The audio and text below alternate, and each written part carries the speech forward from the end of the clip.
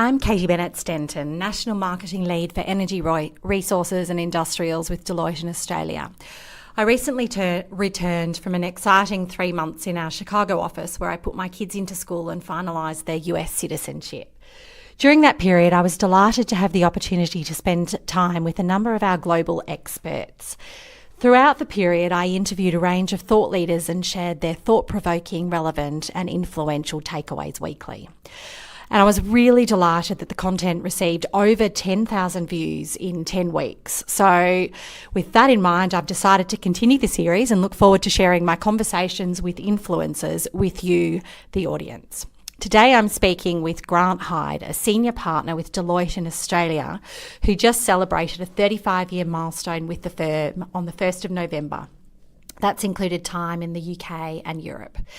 From a personal perspective, Grant's one of our most energetic and passionate partners who, in almost every conversation, proselytises client relationships and the building of very deep relationships with clients. To that end, Grant's just been acknowledged on the global Deloitte scale with an award around his leadership in client care and incredible client service and authentic team leadership. Grant, welcome to the podcast. Delighted to talk to you today. Thank you, Katie, and welcome back to Australia. It's always good to talk to you. Thank you. Grant, we've had many conversations over the last few years that have ranged work, client care, your son's music pursuits and his band side, and we'll get into that in a little bit more detail later on. But jumping right in, I'm interested to hear your perspectives about how your life and career have improved as a result of being better connected with people across the globe.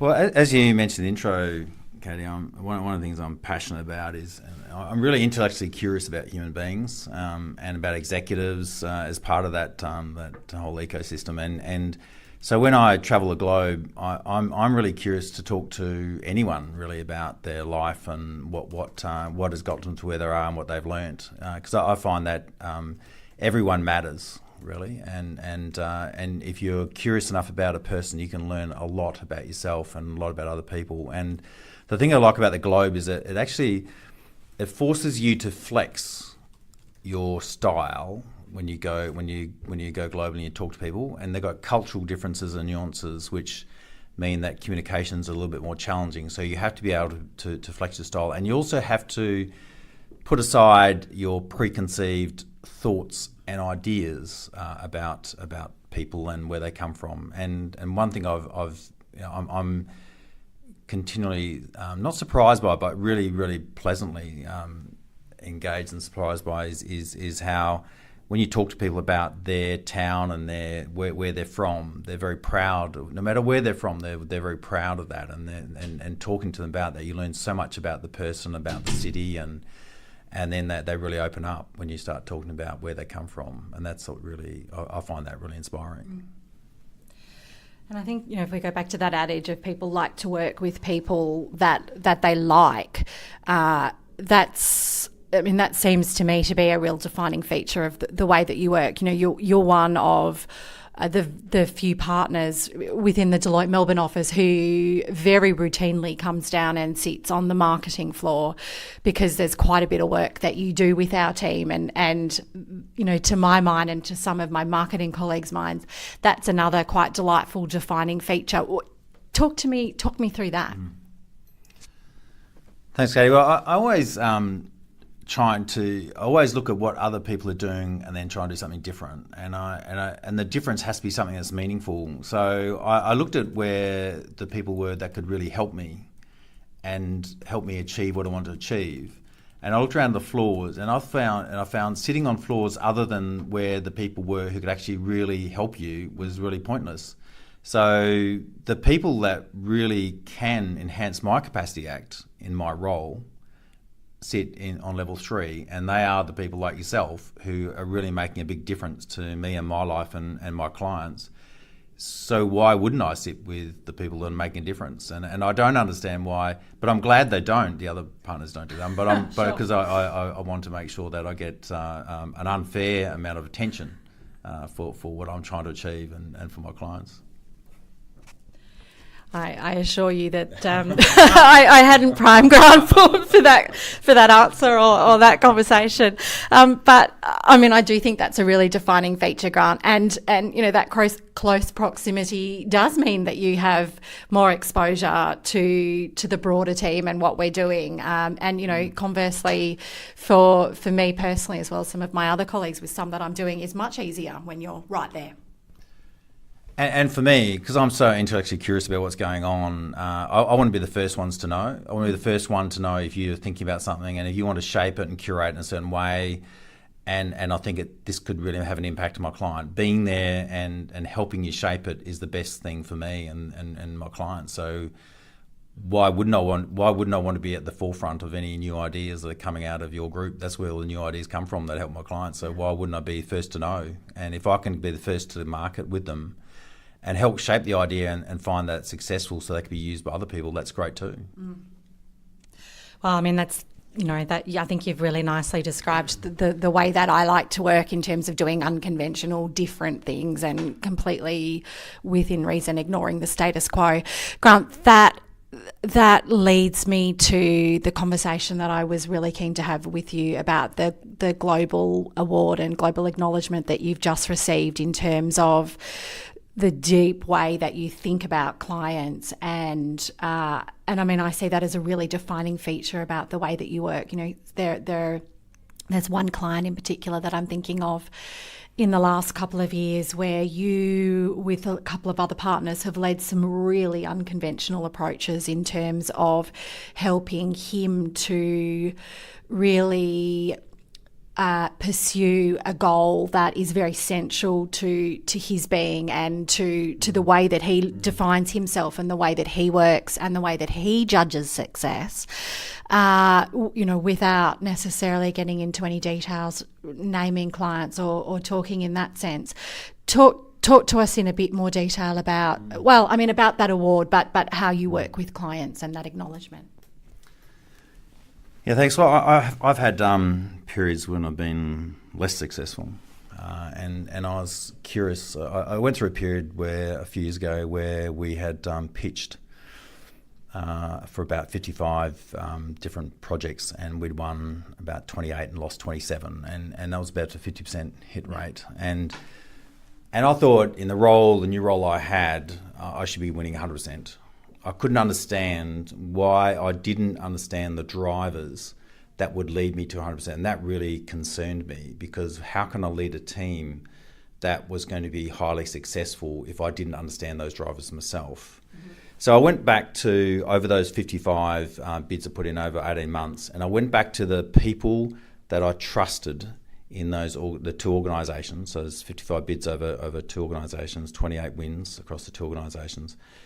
And I went back to those people I trusted and asked them why we won and why we lost. And I think it's the important thing, and I think you got a question you're going to ask me around what matters, winning or losing. Where do you get your most? Do you get more from success or failure? Yeah. It's both. You really need to understand both. And that's where I think the difference is, where people don't understand. People don't take enough time understanding why they won, and they bury the dead very quickly. They don't want to look at the entrails of the loss and why they lost. It's too embarrassing sometimes and too painful and too confronting to actually do. Yeah. So I went back and talked to those people, and they weren't the people from procurement or people that who give you generally ring you up and tell you you've lost. They're the people that I trusted. Mm-hmm. And they went and made inquiries themselves to people in the room where the decision was made. And I came up with 3 drivers for success.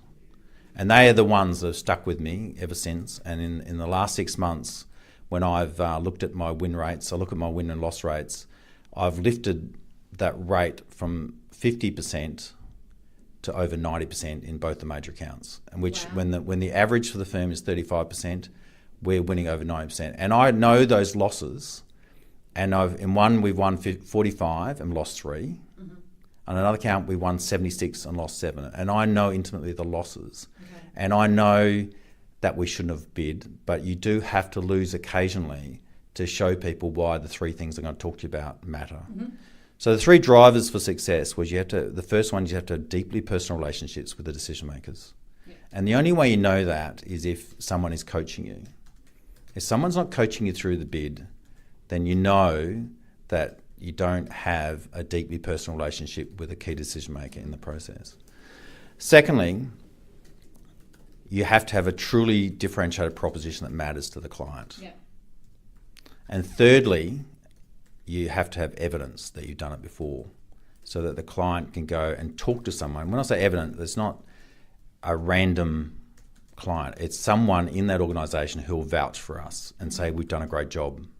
You need someone like that in the organisation. So you need to be able to point, when they do referees, Yes. the evidence has to go back to a human being who is going to say that within their organisation. no, within our evidence, the ones that we've done this for before, other clients. Yeah. Someone in that other client, has to be able to pick up the phone and talk to someone and vouch for myself and for the organisation. If you have those three things, they were the three things. You need all three things to win. Okay. If you have a deeply personal relationship, but you got nothing to offer, you're not going to win. Mm-hmm. You have to have something that's truly different, and you have to have evidence. And price doesn't matter. I've gone back and price never matters. It's a factor. It's not a winning factor. It's just a factor. You have to come to a price. Yeah. But you have those other three, then you talk about price. It's not going to define whether you win or lose. If someone says to me on any of my bids that we lost on price, I know they're lying. Someone's lied to them. Yeah. And I'll go back and I'll go to the person I trust in that organisation and I find out it wasn't about price. We're never going to win. We're never going to win. Yeah.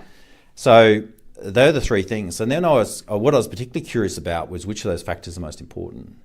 And so when I asked that question, what I found was they went back to the meetings where the decision was made. Yeah. And they found out where the other two factors were evident, Yes. but we didn't have the relationship, we still lost. Okay. So we might have had a truly differentiated proposition and there's evidence that we'd done it before, but no one knew us in the room, so no one trusted that we could deliver. We still lost.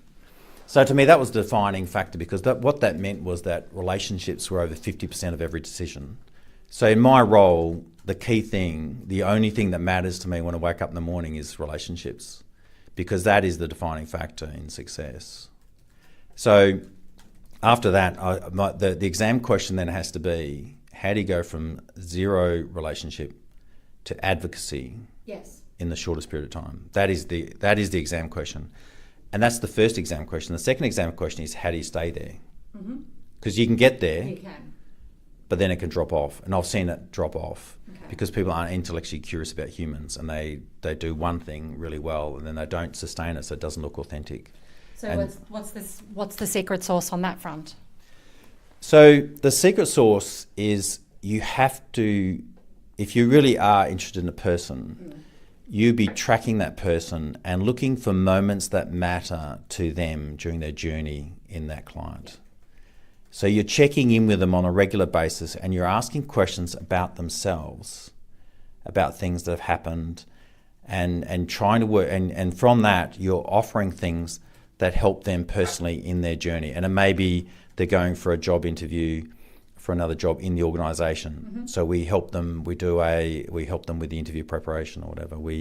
If there's other things going on that we can help them with at various stages, we do that as well. So there's a number of interventional things we can do to help them. But the fact is, you're not out to help the organisation. You're out to help them personally become better versions of themselves, and trying to find things that enhance their capacity to act and their teams. Yeah. And that's I find that's defining. That is sticky, and that is stuff that they really do value. Sure. And that if you do that authentically, that makes a difference. I love it, Gran, and I think I might hit you up for another podcast at some point in the future where we just talk about client relationships. There's a lot that you do on this front that I think is incredibly defining. Changing tact a little, what advice would you give to your 10-year-old self? Yeah, well, in my life, I've had a number of setbacks, some major, some less major, but very defining. And I think when I look back and I unpack the things that worked and things that haven't, the first thing I'd say is there are three things I would advise my 10-year-old self. The firstly, it really is quite pointless trying to overcome and focus on your weaknesses to the exclusion of your strengths. You are much better focusing on things that you're really good at and making them better. Mm-hmm. If you become a better version of yourself, focusing on those and making sure that they become even stronger and more defining for you as a person will shine through. Mm-hmm. And you know me well enough. You know I've got weaknesses, but if I focus on my strengths, the things that then that becomes more of a defining thing when people when they think about me as a person.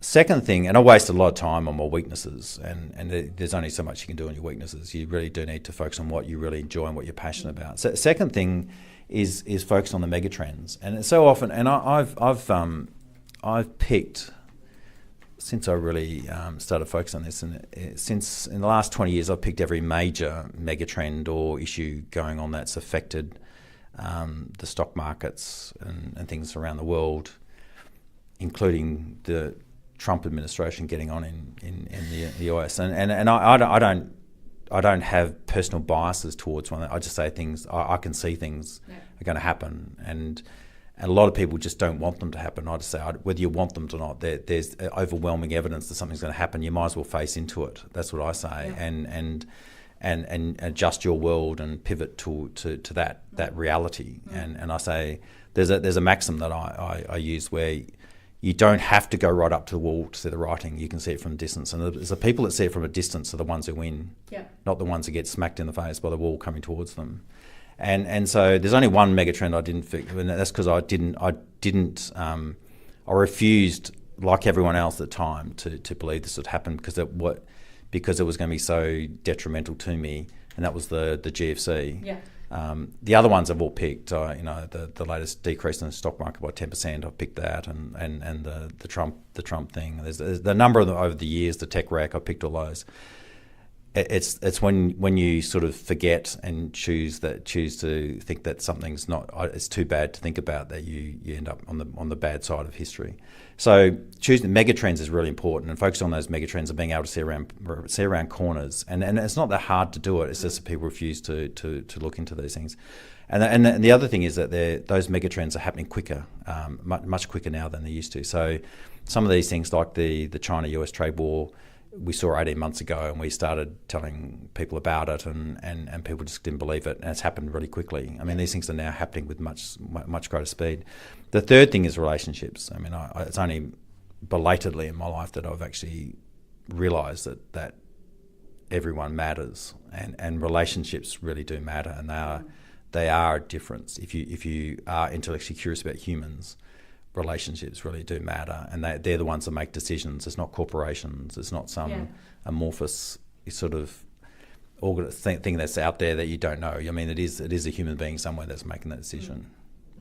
Was there a trend when you attend that you picked that your classmates didn't? Yeah, I think that when I got to 10, I was brought up on the edge of the desert in a small country town, which had and it's the biggest cereal cropping area in Australia, and my father was one of these cereal acquirers. He was almost like a corporate raider at the time, going around buying properties and stuff. And I looked at it and I thought, there must be something different out there. This is a small town and stuff, and I think I've got to get to a bigger city to see what's going on. And even though I was doing quite well in this small town, I thought, I just want to see what this bigger world looks like, and I'm really curious to get there. And I may be a small fish in a big pond, but I want to see what that big pond looks like, and that's where things are going to happen. So I suppose the first megatrend was I've just got to see what these. I had no megatrends. I just want to see what one of these things look like. Wanted to get a start of a taste of the megatrends. Well, as someone who, different side of the country, but who was growing up in a small country town, I share that philosophy. Grant, you've talked in a little bit of detail around some of the edges of this, but what would you say was the biggest turning point in your career? I think it comes back to realising that. I think one was realising that I wasn't really that happy doing what I was doing, and I thought there's a better thing. There was something better I could do. I had a number of leadership roles, and I don't know if you talk to various people, they probably thought that I was okay, but I wasn't producing the best version of myself, and realising that I had to be passionate about something, that success was really based on passion and having a winning aspiration, and you need to have that, and that's where I think when I started focusing on just coming up with trying to see through some of these things, like these what was the thing behind success in bids and stuff, and putting together, joining dots where other people hadn't done it. Was doing it in a way that's authentic and played to my strengths. That was probably the biggest. I see that was the biggest turning point. Well, and I mean, some of the lessons that you talked about earlier, I think certainly support that. And I mean, it's interesting to hear you talk about that as something that you were deeply curious and passionate about, because, you know, a variety of firms across the world have processes for analysing wins and losses as they're bidding for stuff. But I think if they are followed, they can be very much a tick box exercise or going through the motions, as distinct from what you just outlined earlier. Yeah, I think that's really right. I mean, people have a huge propensity to lie to themselves too, if it suits them, and if it's convenient. And then the George Costanza from Seinfeld thing plays out a lot, is where it's only a lie if you don't believe yourself, and people convince themselves that this is the truth. Yeah. Because they choose parts of the conversation they want to believe in, and they start saying that, and then before you know it, people who are less close to that, they start believing that as well, because they're not close to that conversation. So I think that matters. Yeah. No, I think I like your George Costanza analogy there. And as a brief amusing aside, in some of the full day executive workshop meetings we've run recently, we've when Grant hasn't been able to join us, we've played a Grant Hydeism bingo game, where a number of we have a traditional bingo scorecard with between 8 and 20 of Grant's favourite sayings. So he certainly has quite a strong following in the firm, and is very well recognised with some of these true passionate beliefs that he has held. Yeah, I don't get offended by that at all. I'm just disappointed that I haven't expanded the number of things I say. So I just what it means, I go back to when I see those things go up, I realise I need to introduce more things to the vocabulary of my fellow compatriots, and make sure that they get the full spectrum of all my sayings. I'm not limited to just a few. Well, where to play how to win, perhaps an aspiration for next year, huh, Grant? Grant, is there one thing that you would change about the business environment of today?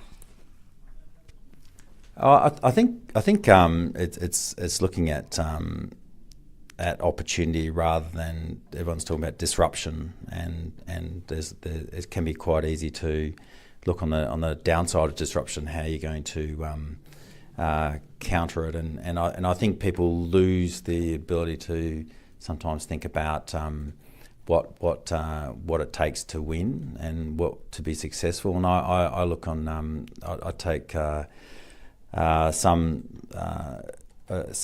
sense of direction from Michael Rayner, who wrote the book about 3 rules for sustainable success. And I just think that's so prevalent. I don't think strategy is overly difficult or complex in what you have to do. It's complex to execute, but there are only 3 rules for sustainable, successful companies over a long period of time, and this is based on looking at a database of thousands of companies over about 30 years, and it's making sure the first rule is better before cheaper. So focusing on how it can be better and different. They look at Apple and the iPhone compared to its competitors, rather than focus on how you can reduce the price.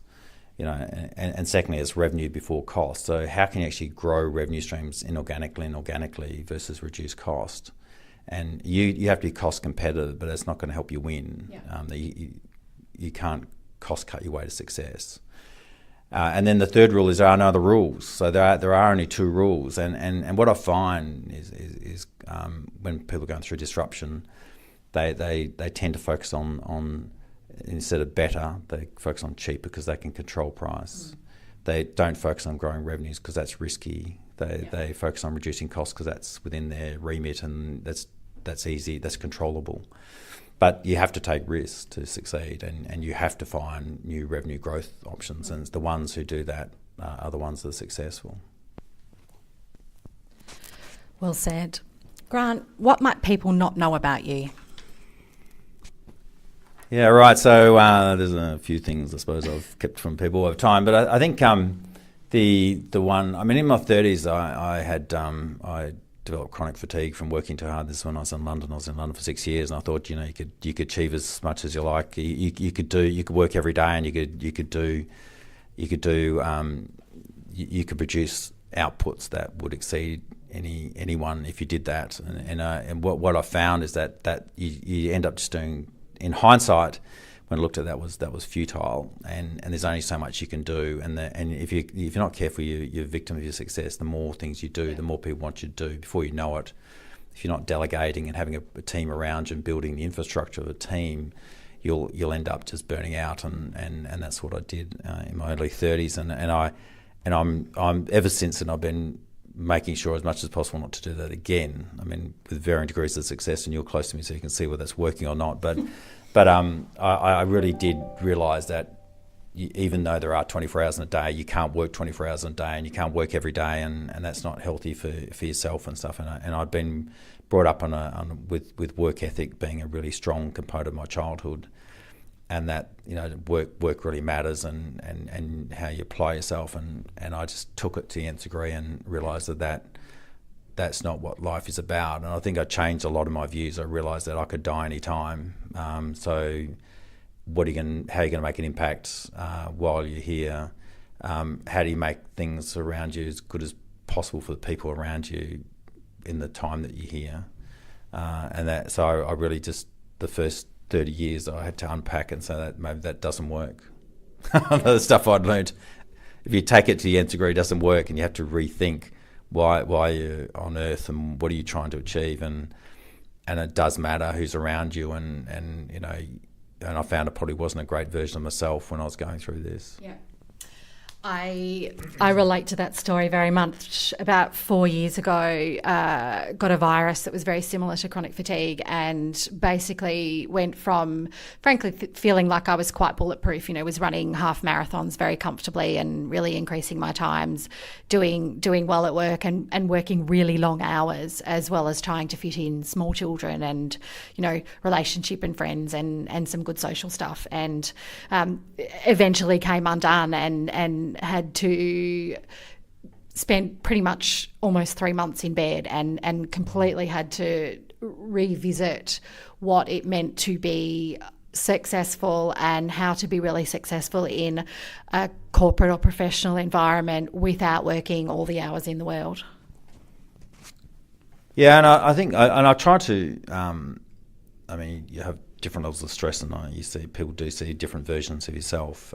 But I try and make sure I have fun, and the people around me are having fun, because life's too short, and you are trying to achieve something while you're here. So you are trying to make an impact and make a difference. So to do that, it's quite hard. But at the same time, if you're not having fun, then the whole thing's not worth it. So I think that's where I recalibrated my whole thinking and said, and also personal success isn't a straight line. I thought it was a straight line, and there are other events that you have to pivot towards that you can't control, but you can if you see them coming, which is why I started focusing on megatrends. I realised there were things out there I was looking to, things were happening around the world. I wasn't really focusing on them, and I was being buffeted by them, and I was being impacted by them. And I thought it was actually much more interesting to actually focus on those and see which ones would break and start talking about them and pivoting towards them, rather than just hoping they wouldn't happen. And I found that was a much better way of dealing with these events that you can't really control, but realising you can actually control the way you feel about them. Well, and I think a hell of a lot more, I've just lost the word I was going to use, empowering than burying your head in the sand and being a bit terrified that they might impact you. So, Grant, that leads on quite nicely to another question. what does nirvana look like in your career? We've had lots of conversations over the years about our children, and I remember over a team dinner a couple of years ago, you talking about the fact that you talk to the parents of daughters, and they talk about how the year at school has been, and they talk about the social setting and how they've done in terms of their social connections. And parents of boys will talk more about academia or how they've done on a sporting front. I'm slightly leading the witness here, but talk to me about what nirvana looks like in your career. Yeah, I suppose, they talk about, before we even come to this term, making an impact that matters. I try and make a difference, and we now call it an impact that matters, making an impact that matters. And I look at it from both a personal point of view. I look at my children, and I probably talk too much about the things I do with my children to bore people, but I'm always trying to help them in some way. What can I do in some small way to make them better versions of themselves and make their life better than it could have been if it wasn't on this earth.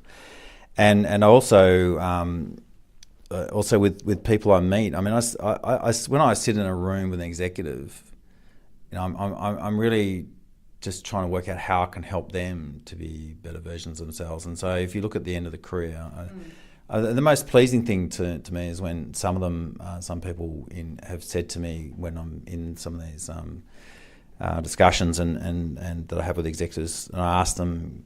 The question comes up: who's coaching you or who's mentoring and stuff like that, and they say that that's me, that I'm the one they look to when I'm not really the natural.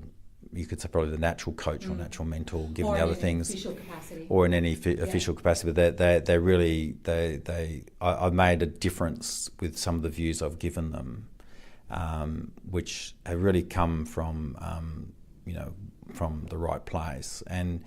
And I always one of the things that made a difference to me in terms of advice I got in my career, which really made a big impact, was a director who I admire said to me, "Grant, you've got to understand that people don't care what you know until they know that you care." Mm-hmm. In other words, unless your information is coming from a good place and you're actually genuinely interested in that person, other than trying to scare them so you can get revenue or something from them, which is what a lot of the tactics are with selling. Unless they know that, they're not really going to take on board what you're saying. And so, some of the advice I've been giving, I give people, I just try and make sure it's from the right place. I'm not trying to put myself in a better position from the advice I give, but I'm just hoping that it has some impact. And if people said to me at the end of their careers that that they could point to certain times or moments that mattered to them in their career, and I'd said something or had some impact that changed the way they thought about it and put them in a better place, that's what I would say is success. And I think the same with my children. And sometimes you're giving advice that it's not palatable. When people give me advice I don't find palatable, I always say that feedback's a gift, even if it's not feedback. Every day I'll get feedback. And sometimes I don't want necessarily take it on board, but I know if it's coming from the right place, then then I take it on board and I try and act. And if I can have that impact on other people, then that's when I get that feedback back to me. That's what I really like, is when people say I've made a difference to them. Yep. Would you say, you talked about chronic fatigue, but would you say that there are any other significant challenges that you've navigated in your career that you've drawn particular strength or insight from that you'd like to share? Yeah, I had a particularly traumatic moment when I was a child. I saw myself like every other Australian child or boy that I was going to play cricket for my country and play AFL football or some sport, represent a sport, and I was considered naturally gifted in certain sports, and in a hometown where you're living on the edge of the desert and you've got a small population, it's pretty easy to shine. Yeah. So I took that away to boarding school, and I still considered good at boarding school. I was in the school in this bigger environment, a bigger pond. I was still considered a great athlete, and some of them may go somewhere. And that all came to a crushing end at 14 when I hurt my back. I first of all broke my arm, and then when that when that recovered, I broke it again, and then I went and tried to recover too quickly to play out the football season, and I hurt my back. And then I realised that when I was in hospital, that was they probably I had to do something different, and that's when I looked at it and said, well, I probably have to start thinking about study, and there's probably learning to read and write and stuff was really important, and so that's when I said, well, I better start spending more time on my studies, and that made it, and that was a big impact, because suddenly that was the only thing that mattered to me. I said, sport is not going to be it. Yeah. I have to find another way, and I suppose then getting through that really tough. That was a really dark period for me. I realised you can make a difference if you change your mind. You start thinking about a different way of doing things. You can actually. It doesn't necessarily have to be dark. You can adjust and come out with a different outcome, which is equally good, but it's in a different way.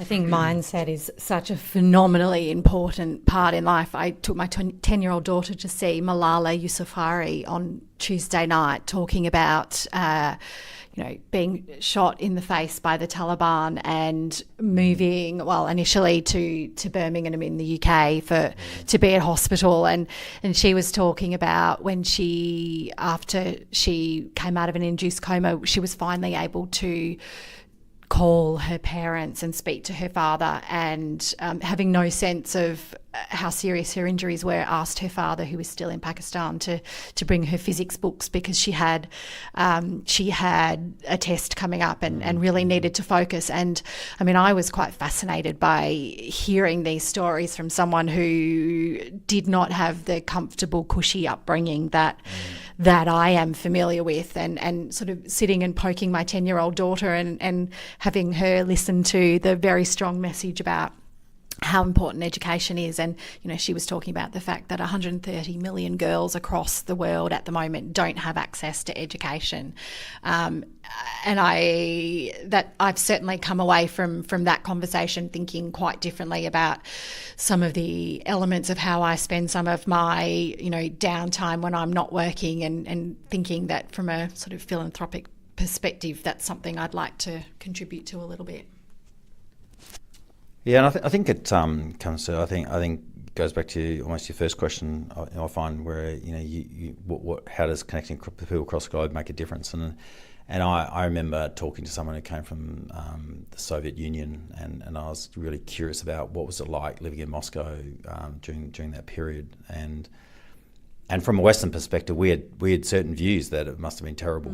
It's a terrible life in Moscow, and I'd sort of had some insight into that. I'd been into East Berlin, and I'd seen parts of it. But the way that she talked about her childhood and the beliefs that she had and what she was told really is quite powerful. How it affects your mind, because they were told that that in Moscow this is the best of the world. It doesn't get better than this, and the rest of the world is worse. So whatever you're thinking about today, and if you think this is tough, the rest of the world is, and especially the West, is tougher, and they're living in a lot worse conditions than yourself. Yeah. So she grew up in a mindset that she was the happiest. She was really happy because she was living in a place where everyone was worse off. So she was lucky. She was privileged to live in Moscow. So it just shows you the how you can shape your mind by what you're told and what you think. Yeah. And I thought, wow, that's really powerful. That's really powerful. That reminds me of some time I spent in Vietnam a few years ago. I went up to the Cu Chi tunnels and learned quite a bit about what they call the American War. And having grown up in the West and spent some time in the US as well as Australia when I was young, I had this very strong view that we, the Western world, were more sophisticated than perhaps the Vietnamese were when fighting in the war. And my view was entirely changed by that when I went and spent some time there and looked at the incredibly amazing and sophisticated tunnels that they had built to escape the Westerners who were coming into their country. And that was a real awakening for me, just to look much beyond what I thought was a very accepted view, that there can be, starkly opposite ones that are just as firmly held and bear a lot of weight as well. Changing tack to something much more light, Grant, I'd like to talk music now. Now, in addition to developing deep relationships with clients, this is another great passion of yours. We've spent lots of time over the years talking about your son's various increasing music success, from the days when you were a silent roadie and not permitted to talk when helping him with some of his various gigs, to a much more prolific, very strong, very successful career. What's your favourite song and why, Grant? Yeah, I'd have to be consistent with the theme that I've perpetrated over these years, and so I had to be consistent in my support of my son. I mean, I like the good thing is about having a son that's involved so deeply in music is it actually broadens my mind to music, and the amount of stuff the number of artists and the type of music I listen to is much broader and richer by virtue of him being in the house and singing and introducing different types of music and the type listening to different radio stations. But the one I really do like and I hope does get some airplay, it hasn't been released yet, is a song called Her Touch, which my son did, and he did a great video. We got these people from Scandinavia to put a video together, and I think it's just a great video. I really like the person he got to sing it was from Chicago, and it's just a great track, and I just hope that one day it gets released. He's now doing live gigs. It hasn't come into his repertoire for live gigs, so it's not. It must have been curated out because it doesn't resonate with a live audience or something.